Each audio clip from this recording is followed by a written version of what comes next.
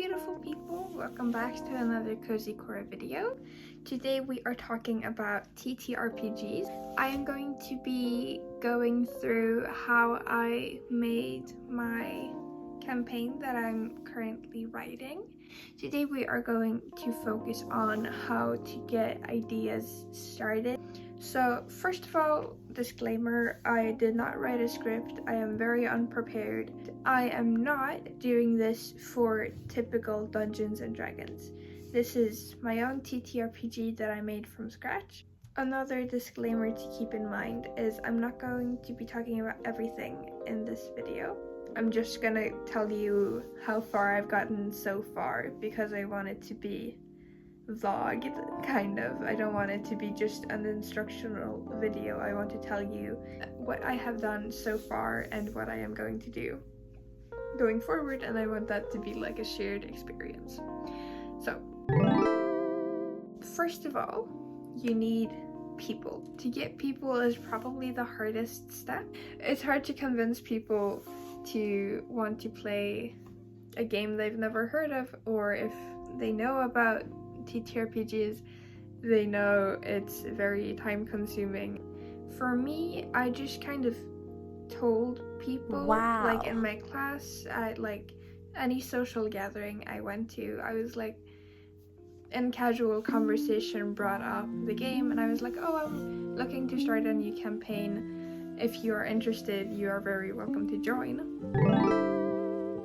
Once you have your people, kind of getting to know them, getting to know their boundaries, how comfortable they are. So I sent out a whole lot of Google Forms. So the first one was just basic understanding them as a player. Do they know what ttrpgs are? Have they played before?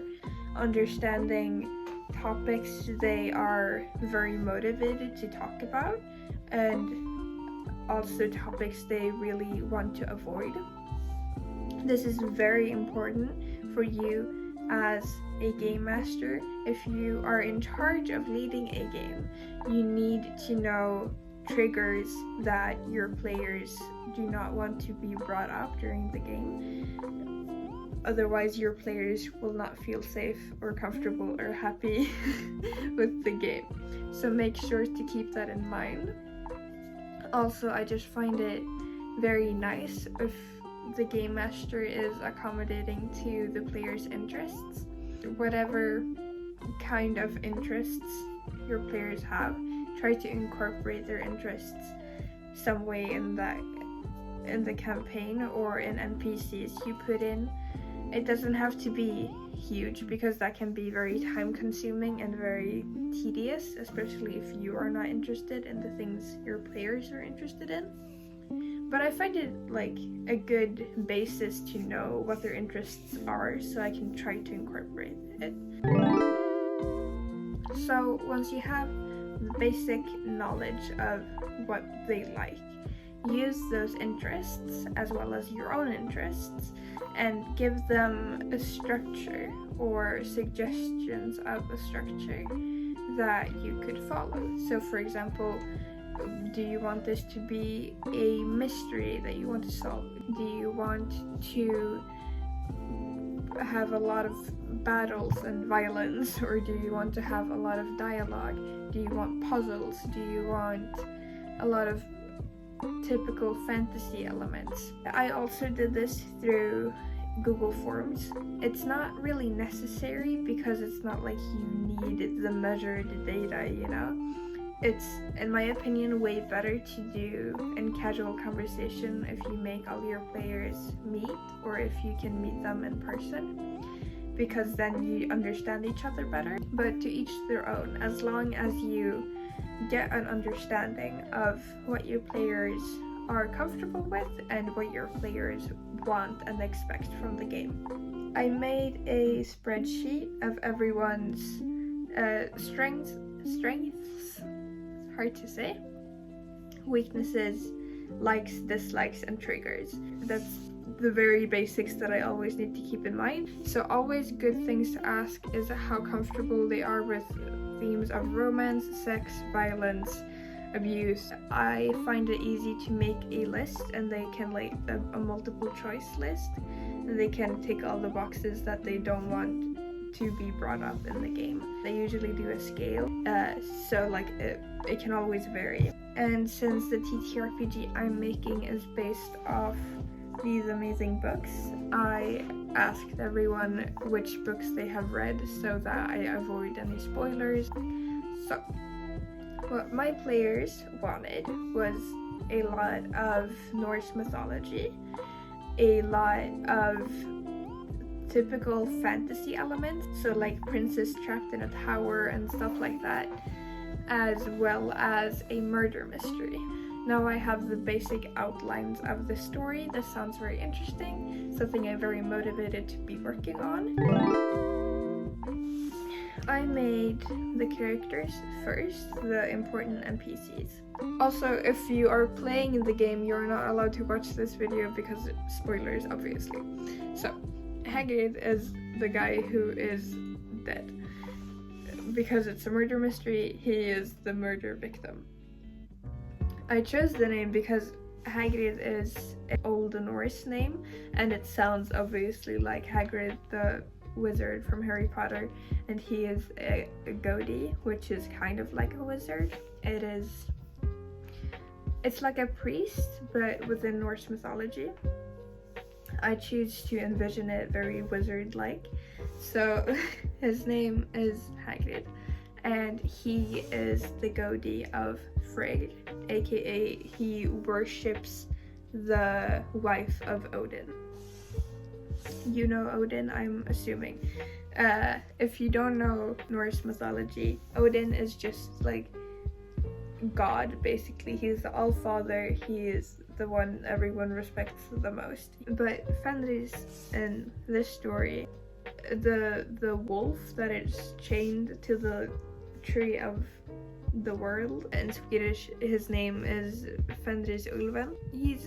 I wouldn't say Satan, he just is a visual representation of the end of the world. Anyway, the wolf is evil is just the name of a chief. So in these stories, there are different tribes. One of those tribes are the bog burglars. So very war-prone a tribe of only women. And their chief in this game is named Fenris because she's like cool and powerful and stuff. And it's like a fear-inducing name within Norse culture that would be like, oh my god, she's the bringer, she's the destroyer of worlds, oh my god, it's so scary. The reason she is one of my main NPCs is that she is a suspect of the murder. I'm going to go into how the murder happened and why she's a suspect, but then we have Odinkar, which means kind of like Odin's man, because he is the Goatee of Odin. So like Hagrid was the Goatee of Odin's wife, Frigg, he is the Goatee of Odin. And we have Angatyr, which is the brother of Hagrid. He is the messenger in the story, so he is the one who tells the players that, oh no, my brother has been killed. And then we have Tryggvi, which means safety or protection. She is a safety guard at the bog burglars place. She's like a security bodyguard kind of person. Those are my characters, and those are the suspects of the murder. So that was the first thing I got done. I was like, okay, who is dead and who would have motivation to kill him? And I wrote the story. Hagrid was given a mission by Frigg. I don't really know exactly how to phrase that, but basically Frigg is fed up with men, and she asks her loyal servant to bring her proof that men are worthy of womanly love, basically. And so he's like, yes, of course. And the object he brings to her is a sword. That's the one I haven't really decided. I'm leaning towards the sword. If he brings that to her, he would be like, look, women are strong, women are capable. So anyway, he sets out to get this object, and the object is held by the bug burglars. And so when he tries to get it, it is guarded by Tryggvi, the safety guard. As he tries to steal it, he fails and is brought to a cell for holding. And he is then found in the cell dead.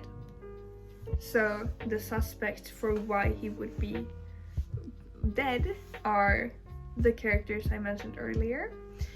So Fenris for being the chief, because it would be shameful on her name to let a man break in, so her motivation to kill him is sort of like for her own honor. Odinkar, who I think is going to be the culprit, I think. I'm not decided on who actually does the murdering, but I like his motivation the most. So he's the goatee for Odin, which you can hear in the name Odinkar. But Odinkar, Jesus, I just became American. He is the suspect because, and in my opinion, the one who does it, because Odin would see his wife go to a human man and ask the human man to prove his love for women, instead of her going to her husband and asking him to prove his love for women. So Odin is very upset and jealous with Frigg's actions and tells his goatee to avenge his anger, to be like, hey, my wife's basically cheating on me, can you kill this guy that she's cheating on me with? She isn't cheating, just for the record.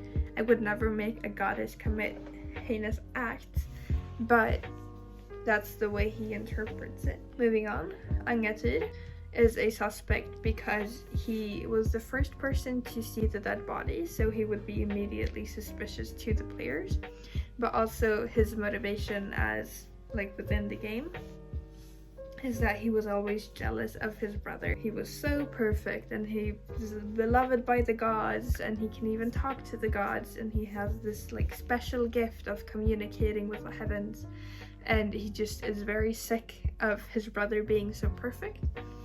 And then of course Tryggvi, which is the guard who got him in the first place. It would be the most quick, easy person to blame. It's like, oh, you're supposed to protect the object. She would have been encouraged to use violence upon him to protect the place she was guarding. I wrote this up and then I went to meet my players, and we were supposed to make our characters. It didn't go very well. We didn't make very much progress. The characters we started making anyway.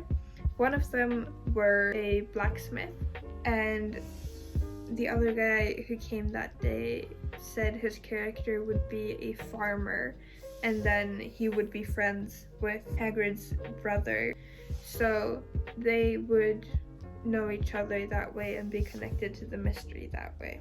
That's as far as I've gotten. Next video update, I would like to keep working on the story, find a way to integrate my players' characters into the story, but I would like to flesh out their part of the story, what the object of femininity is going to be, what his motivation are a little bit clearer. I want a specific quote from Frigg to him. So yeah, that's the game so far. If you have any questions of what the fuck I am talking about, or if you have any personal questions like, hey, making my own game and I have no idea how to get over this hurdle, get over this step, let me know. Use the comment section for what it is made for. Use the community to its fullest potential and just chat. See you next time. I'm probably gonna do the next update in about a month. But either way, see you soon, and I hope this was at least a little bit interesting or informational to you. So, thank you so much for watching. I hope you have a wonderful day, night, or evening whenever you are watching this. Always remember that you are loved. Bye!